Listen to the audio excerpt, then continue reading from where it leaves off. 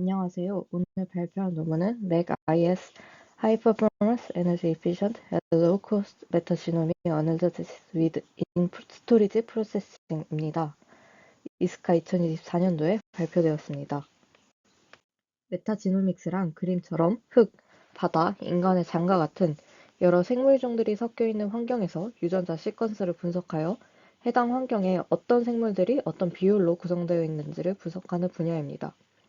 이 환경 샘플 안에 어떤 종들이 들어있는지는 모르기 때문에 인풋으로 무작위로 섞인 데이터가 들어오는 것과 같습니다.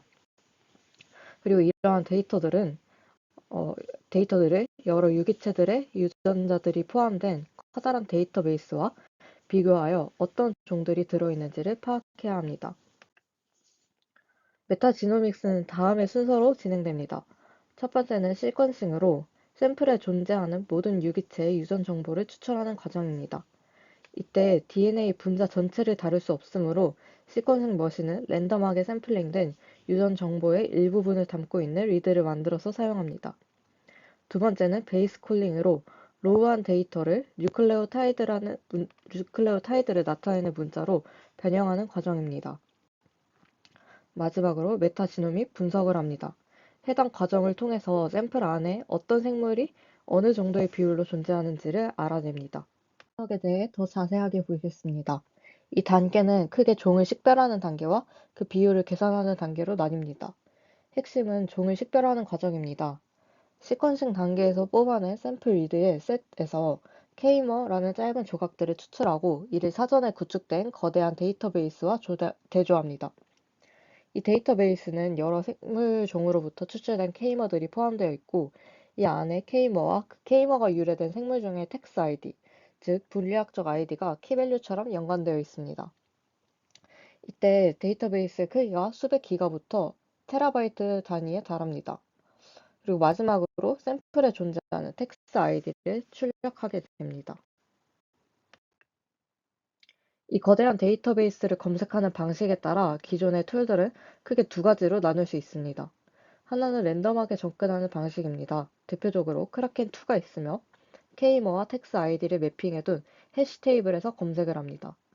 두 번째는 스트리밍으로 접근하는 방식으로 맷얼라인이 대표적이며 리드에서 K머를 추출하고 정렬해서 마찬가지로 정렬되어 있던 데이터베이스와 비교하여 텍스 아이디를 찾아내는 방식입니다. 미리 정렬되어 있기 때문에 순차적으로 스캔이 가능하고 이 방식의 스토리지 I/O 효율이 더 좋습니다. 하지만 앞서 말씀드린 두 방식 모두 거대한 데이터베이스와 리드 데이터를 스토리지에서 호스트로 이동시켜야 하며 심지어 이 데이터의 재사용률은 낮습니다. 또한 단순 K머를 비교하는 작업을 하므로 계산량도 많지 않습니다. 마지막으로 I/O 밴드위스의 한계 때문에 데이터의 전송이 CPU의 작업 속도를 따라가지 못하게 됩니다. 따라서 이 불필요한 데이터의 이동이 메타지노믹 분석에서 큰 스토리지 I/O 오버헤드를 만들게 됩니다. 실제로 데이터 이동 시에 발생하는 오버헤드를 측정하기 위해 실험을 하나 진행했습니다. 크라켄2와 매덜라인을 사용하고 이때 각각의 레퍼런스 데이터베이스 사이즈는 크라켄2의 경우 0.3TB, 0.6TB, 그리고 매덜라인의 경우 0.7TB와 1.4TB를 사용하였습니다. 인풋 데이터 셋으로는 1억 개의 리드들로 구성된 셋을 넣었습니다. 시스템은 AMD CPU와 1.5TB짜리 D램을 사용했습니다. SATA 인터페이스를 사용한 코스트 최적화 SSD와 PCI Gen4를 사용한 퍼포먼스 최적화 SSD를 I/O가 발생하지 않았을 때와의 스루풋을 비교하였습니다. I/O가 발생하지 않았을 때를 기준으로 스루풋을 정교화한 값을 나타낸 그래프입니다. I/O 오버헤드의 영향이 크다는 것을 알 수 있는데 특히 크라켄2에 비해서 매덜라인에서 영향이 큽니다. 이는 랜덤 커리에 비해서 스트리밍 방식의 접근이 데이터의 재사용 빈도가 낮기 때문입니다. 또한 아무리 퍼포먼스 최적화된 I/O를 사용하더라도 큰 성능 차이가 존재하고 데이터베이스의 크기가 커질수록 I/O 오버헤드가 더 증가하는 것을 볼 수 있습니다. 해결하기 위해 스토리지 내에서 연산을 하는 ISP를 고려할 수 있습니다. ISP를 쓰면 재사용이 적은 대용량 데이터베이스를 호스트로 가져오는 비용을 크게 줄이고 SS 내부 대역폭을 활용할 수 있습니다. 하지만 실제 SSD에 구현하는 것은 어려움이 있습니다. SSD는 호스트에 비해 D램 용량이 적고 연산 능력도 제한적이기 때문입니다.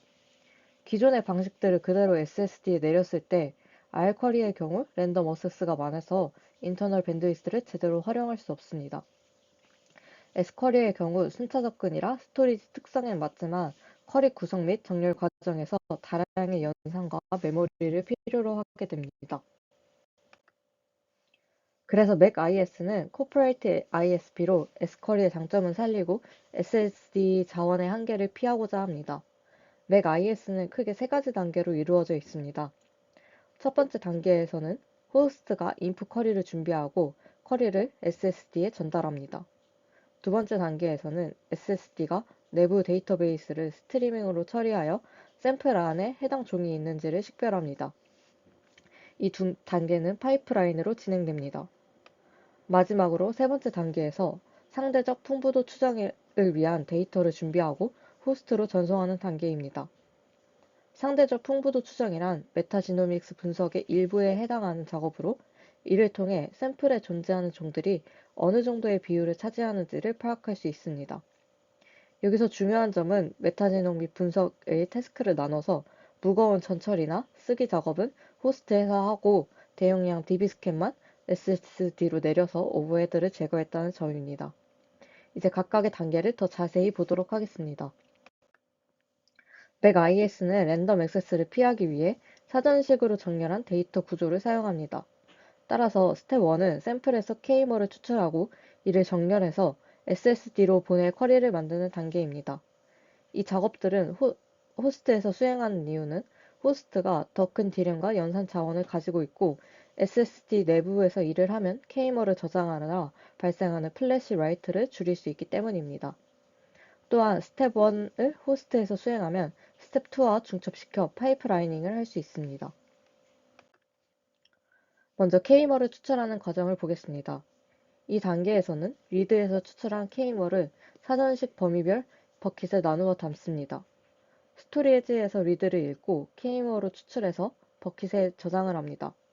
만약 추출된 K머가 호스트 D램에 다 안 들어갈 경우 일부 버킷을 D램에 피닝하고 나머지 버킷은 SSD에 저장하도록 하여 페이지 수압을 줄입니다.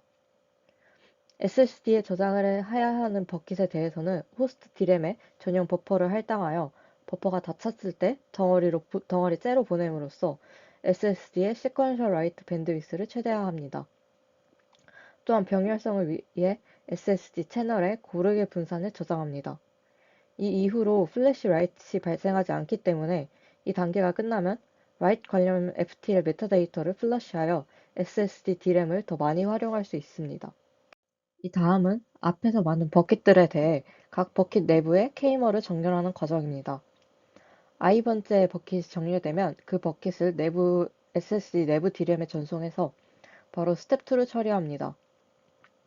그리고 이 전송이 진행되는 동안 호스트는 다음 i 플러스 1번째 버킷을 정렬합니다.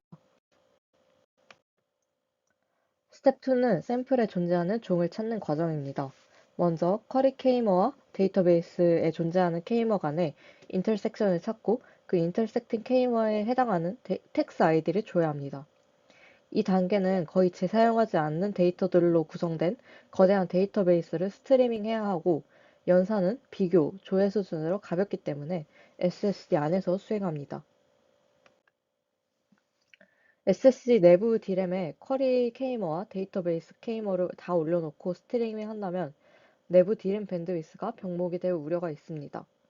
따라서 데이터베이스 K머의 경우 내부 D램에 넣지 않고 플래시칩에서 스트리밍으로 읽어온 데이터를 바로 사용하는 방법을 택했습니다. 그래서 맥 IS는 채널당 2개의 K머 레지스터를 사용하여 인풋 K머와 플래시에서 읽은 K머를 비교합니다. 이 부분이 스텝 1과 파이프라인으로 동작하는 부분입니다. 값이 같으면 인터섹팅 K머로 판단을 하고 이 결과를 SSD 내부의 D램에 저장하고 다음 단계인 텍스 아이디 조회로 넘깁니다. 이 단계는 앞에서 얻은 인터섹팅 K머가 어떤 종을 의미하는지 스케치 데이터베이스를 조회해서 텍스 아이디를 찾는 단계입니다. 스케치는 각 텍스 아이디를 대표하는 일부 K머들의 요약이고, 스케치 데이터베이스는 K머를 넣으면 텍스 아이디를 돌려주는 인덱스입니다. 특히 맥 IS는 스케치 데이터베이스에서 가변 길이의 K머를 지원합니다. 다음은 가변 길이를 지원하는 스케치 DB를 어떻게 구현했는지 비교한 그림입니다. 기존에는 트리를 구성하는 방법이 있습니다. 트리 구조는 공간을 아끼고 Kmax 값 이하의 모든 K들에 대해서 텍스 아이디를 구할 수 있다는 장점이 있지만, 조회할 때마다 포인터를 따라가야 해서 포인터 체이싱이 많고 SSD 내부에서는 비효율적인 동작을 하게 됩니다. 맥 IS는 이 문제를 피하기 위해 KSS라는 K머 스케치 스트리밍 테이블 구조를 제안했습니다. K가 Kmax인 경우에는 테이블을 사전식으로 정렬하지만 Kmax보다 작은 K에 대해서는 텍스 아이디만 갖도록 합니다. 이를 통해 순차 스트리밍으로 텍스 아이디를 검색할 수 있게 했습니다. 예를 들어 K머가 5, 4인 K머에 대해서 검색을 하려고 할 때 맥 IS는 D램에 존재하는 intersecting K머를 읽고 동시에 채널에서 5머 sketch3를 읽고 아이디를 불러옵니다. 이후 4머 매칭을 찾기 위해서 맥 IS는 intersecting 5머의 프리픽스를 5머 sketch와 비교합니다. 인덱스 제너레이터는 각각 실행되는 5머의 4머 프리픽스를 비교해서 이 달라지는 순간에 새로운 4머로서 프리픽스를 인식하고 SSD 채널에서 다음 4머의 텍스 아이디를 읽습니다. 마지막으로 맥 IS는 검색된 텍스 아이디를 샘플에 존재하는 종의 아이디로서 호스트에 내보냅니다. 샘플에 존재하는 종들을 찾은 뒤에는 각 종이 얼마나 있는지 상대적 풍부도를 추정합니다. 이 단계는 호스트에서 통계 방식이나 리드 매핑 방법을 통해 추정하는데, 특히 리드 매핑 같은 경우에는 추가적인 데이터를 준비해야 합니다. 맥 IS는 이러한 데이터를 SSD 내에서 준비해서 전송해 줍니다. 맥 IS는 간단한 FTL 수정이 필요합니다. 먼저 FTL 메타데이터 스위칭을 해야 합니다. 스텝 1에서 낸드의 writes라는 유일한 단계인데, 이때 일반 FTL의 write 관련 메타데이터를 사용합니다. 하지만 이 이후에는 맥 IS는 낸드의 writes를 하지 않고 플래시 칩에 순차 접근만 합니다. 덕분에 페이지 단위가 아닌 블록 단위로 매핑을 할 수 있게 되면서 L2P 매핑 메타데이터의 크기를 줄일 수 있습니다. 때문에 사이즈가 큰 레귤러 L2P는 플러시해버리고 맥 IS용 L2P를 로드해서 내부 D램을 ISP에 더 활용할 수 있도록 할 수 있습니다. 다음은 데이터 배치입니다. 맥 IS는 SSD의 모든 채널에 고르게 또 순차적으로 분산 배치합니다. 이때 채널마다 액티브된 블록은 페이지 오프셋을 동일하게 맞춰 두어서 채널을 라운드 로빈으로 돌며 읽을 때 접근 패턴이 일정하게 유지되도록 합니다. 이를 위해서 맥 IS는 L2P 매핑 메타데이터에는 시작 LPA와 PBA 매핑, 그리고 데이터베이스 크기, 또 DB가 저장된 물리 블록들의 순서만 저장해 둡니다. 이렇게 되면 맥 IS FTL은 시작 LPA로부터 채널을 라운드 로빈으로 순차 읽기만 해도 저장된 데이터베이스를 스트리밍으로 읽어드릴 수 있습니다. 다음은 실험 세팅입니다. 호스트는 128개의 물리코어를 가진 CPU와 1TB를 가진 D램 환경에서 스텝 1 및 베이스라인을 측정했습니다. SSD는 이전의 데이터 이동 오버헤드를 측정하기 위해 사용했던 SSD와 동일한 구성으로 비용 최적화된 SSD, 성능 최적화된 SSD 이렇게 두 개를 사용했습니다. 스텝 2와 3의 내부 SSD 내부 ISP 동작은 SSD 내부 구조를 시뮬레이션으로 모델링해서 평가를 했습니다. 이때 맥 IS의 로직은 베릴로그로 설계를 했고, SSD 내부 D램은 레뮬레이터로, 그리고 SSD 내부 오퍼레이션을 MQ심으로 모델링했습니다. 그리고 다음 두 가지 베이스라인을 선정했습니다. 성능에 최적화된 크라켄2는 293GB의 표준 데이터베이스에서 사용합니다. 반면 정확도에 최적화된 매더라인은 701GB의 Kmer 데이터베이스와 6.9GB의 스케치 트리를 사용하여 측정했습니다. 제한하는 맥 IS는 매더라인과 동일한 701GB의 Kmer 데이터베이스를 사용하여 매더라인과 동일한 정확도를 유지합니다. 다만 스케치 구조는 트리가 아닌 10GB짜리의 KSS 기반의 스케치 데이터베이스를 사용합니다. 실험에는 메타지노믹스 분야의 표준 벤치마크인 카미를 사용했습니다. 이 샘플 내의 유전자 복잡도에 따라서 로우, 미디어, 하이 세 가지로 나뉘며 이 각각의 데이터셋은 1억 개의 리드로 구성되어 있습니다. 다음의 그래프는 전체 엔드-투-엔드 성능을 퍼포먼스 최적화 대비 각 컨피그레이션의 스피드업으로 보여줍니다. 왼쪽은 SSD-C를 사용한 환경, 오른쪽은 SSD-P를 사용한 환경입니다. 그리고 해당 실험은 맥 IS의 세 가지 포인트에 대한 효과를 관측하기 위해 이렇게 다양한 조합으로 실행이 되었습니다. 첫 번째로 KSS 효과를 보기 위해서 정확도에 최적화된 것과 정확도에 최적화된 플러스 KSS를 사용한 케이스를 비교해 보면 됩니다. 이 정확도 최적화 버전 플러스 KSS를 사용한 버전에서는 매더라인을 사용은 하지만 트리 구조 스케치 대신에 KSS를 사용한 케이스입니다. 이 정확도 최적화 플러스 KSS는 정확도 최적화만 시킨 케이스 대비해서 1.4배 또 4.2배 정도 높은 성능을 보여준 것으로 보아서 KSS 자체도 효과가 충분히 발휘할 수 있다고 볼 수 있습니다. 두 번째로 중첩 효과를 보기 위해서 중첩이 발생하지 않는 맥 IS인 MS-NOL과 완벽하게 구현된 맥 IS인 MS를 비교합니다. MS-NOL 대비 MS가 평균 스피드업을 23.5%, 34.9% 정도 더 끌어올리는 것으로 관측되었습니다. 마지막 세 번째로 ISP를 어디서 수행하는 것이 효율적인지를 알아보기 위해 세 가지 구성을 비교했습니다. SSD 외부에서 처리하는 MS와 SSD 컨트롤러의 일반 연산으로 처리하는 MSCC, 그리고 SSD 내부 하드웨어 가속기를 쓰는 MS입니다.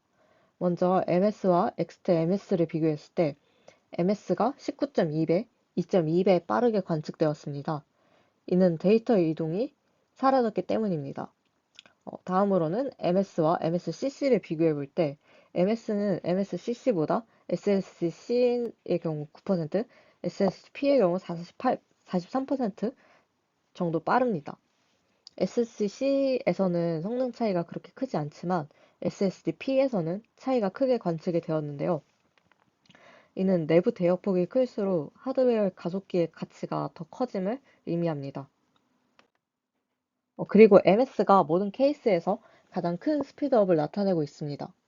또 샘플 내의 유전적 다양성이 높아질수록 MS의 스피드업이 더 커지는 경향을 보입니다.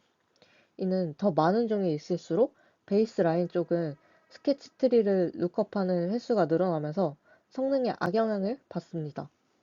반면에 KSS를 사용한 워크로드에서는 순차 접근을 하면서 이러한 영향을 받지 않았기 때문에 상대적으로 성능 향상이 크게 관측되었습니다. 카미 로우를 가지고 시간을 분석한 결과입니다. 세로축이 각각의 컨피그레이션이고 가로축이 시간의 증가를 나타냅니다.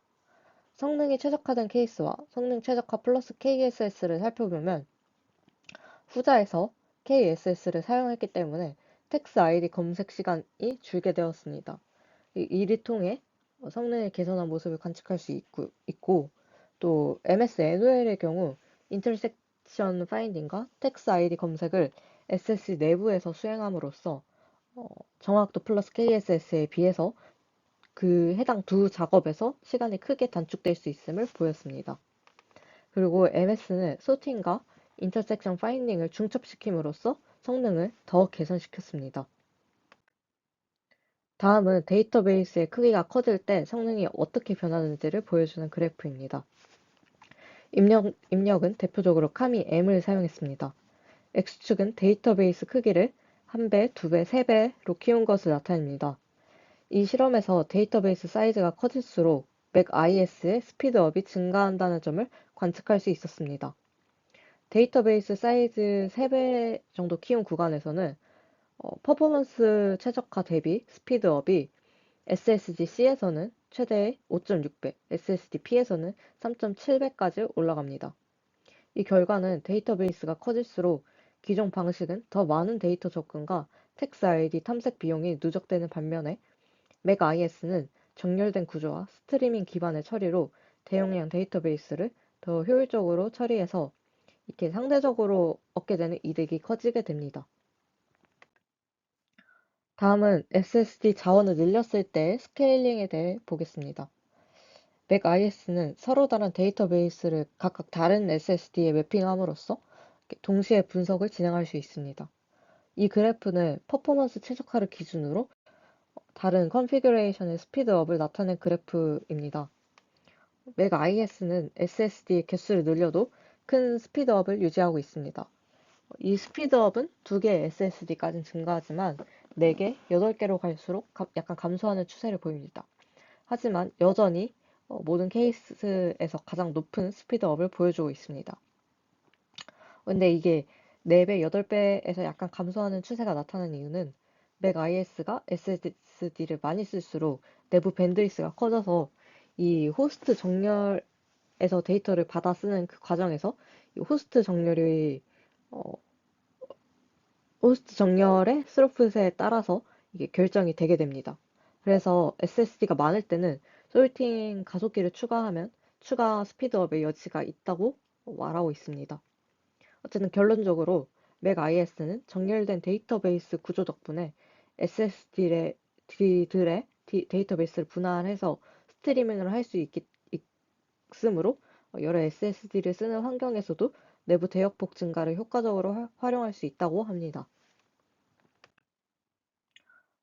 맥IS는 호스트 쪽에서 이루어지던 분석 작업을 스토리지로 내려서 데이터 이동 오버헤드를 크게 줄인 메타지노믹스 분야에서 사용된 첫 ISP입니다. 효율적인 ISP를 위해서 호스트와 SSD에서 처리할 작업을 분리하고 파이프라이닝을 시켰습니다. 또 SSD 친화적 자료 구조를 사용하도록 하여 시퀀셜 라이트를 유지하도록 했고, FTL을 수정해서 ISP를 위한 SSD 내부 자원을 추가로 할당받도록 하였습니다. 이를 통해서 엔드-투-엔드 스피드업이 크고 데이터베이스가 커지거나 SSD가 늘어나도 높은 성능을 유지할 수 있다는 것을 실험을 통해 입증하였습니다. 감사합니다.